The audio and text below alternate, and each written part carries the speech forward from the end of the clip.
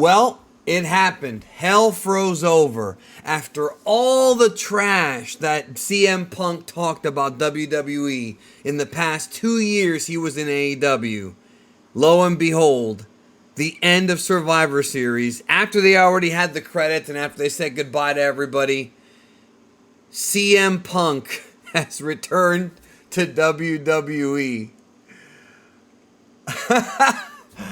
I mean, I'm not upset about it. I'm not like happy about it. Oh man, all I can say is damn, bro, poor Tony Khan.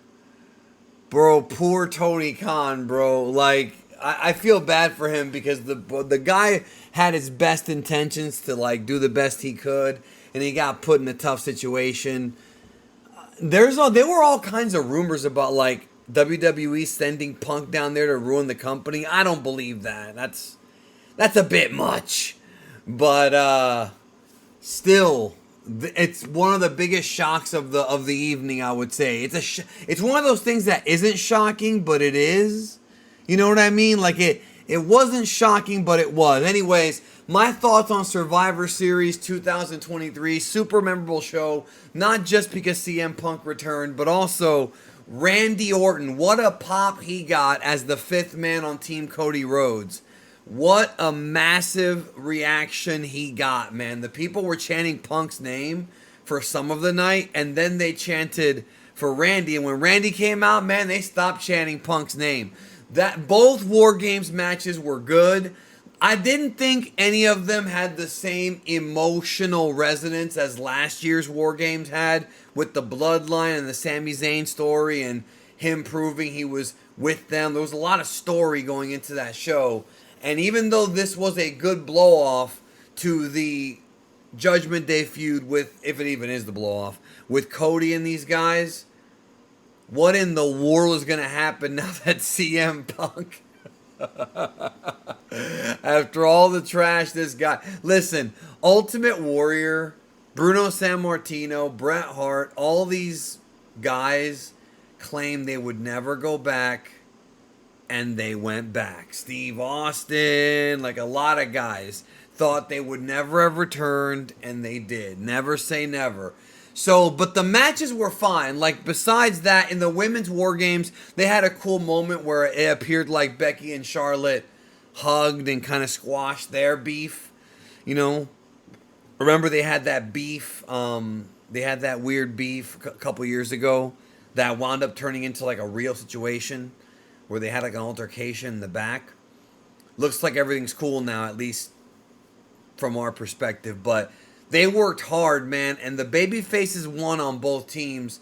With Cody Rhodes getting the 3 count, you know, what if CM Punk is the EV pig killer? What if he wants to go after Cody? What if that's the story? Anyways, I think this show will be looked at fondly because of this. I think that the show will be looked at fondly because of the last sort of 15, 20 minutes of the show. But the show was overall good. Gunther against Miz, as expected, nobody thought Miz had a chance.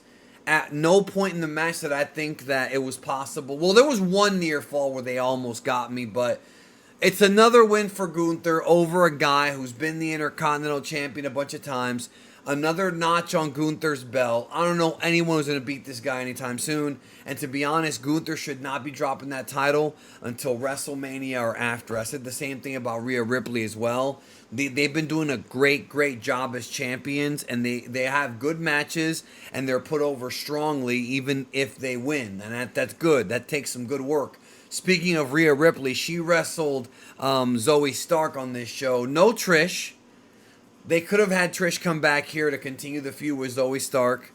But, again, at no point during this match did I think that Rhea Ripley could have lost. So it sort of took me out of it. Not in the sense that it wasn't good, because they did try hard. They worked really hard. Rhea Ripley has a very strange and powerful presence. Like, I know that Becky Lynch might be like the top woman in the women's division. And so is Bianca. There's been a lot of like, you know, impressive top women. You know, Sasha Banks as well, who's not there anymore. And then again, she might come back now. Who knows? But Anybody can come back. Man, you know what's crazy? Because Dave Meltzer got worked, bro. Dave Meltzer was the one who said CM Punk will not be doing. CM Punk like will not be coming back. I mean, somebody worked Dave, big time, big time. Um, Overall, this was a. Oh well, wait. Did I mention? Oh, there's one more match. Santos Escobar. I'm distracted by the finish with Punk, man. Santos Escobar versus. It was supposed to be Carlito, but they did an angle on SmackDown where they took him out. Instead, it was Dragon Lee, who's the future of the business. Dragon Lee's amazing, dude. Oh my God, he's so amazing, and he always has been. He did not win here. Santos won, but he gave him a good thrashing.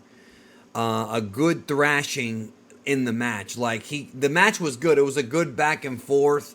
It was a good, I knew who was gonna win because Santos is in the feud with Ray. Like, there's no drama there, but it was still a good match. Like, I didn't get suckered into the match. Like, as far as I didn't get into it emotionally. You understand what I'm saying? But I definitely did get into it for the work rate. They worked really, really hard, and they did a great job, and they did the best they could. When it comes to War Games, for some reason, these fans chanted for tables. They chanted for a bunch of different things. They chanted for... And they got a lot of it. I mean, you had your trash cans. There was a spot where, I think it was Io Sky, put the trash can over her body and then jumped down. Like, she put it over the Oscar the Grouch spot where she jumped off the top of the cell through everyone. They threw JD McDonough off the top into an RKO. Like, they didn't overdo the top of the cell thing. They only the cage, the War Games cage. I say cell is the Hell in a Cell. I'm used to saying that, but it's just the War Games cage. Remember, the original War Games had a roof on the cage. That this version does not have that. But it also has pinfall, so it's not quite the same thing. But anyways, he went into an RKO. There was a spot also where they teased Randy attacking Jey Uso because the Usos and Roman attacked him last year. That was when he got hurt, even though he was already hurt.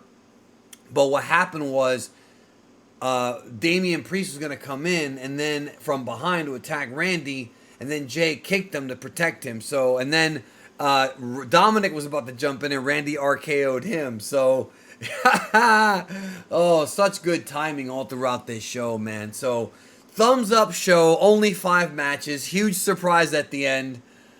I mean, CM Punk is back in WWE. I would have never believed it. At the same time, nothing surprises me.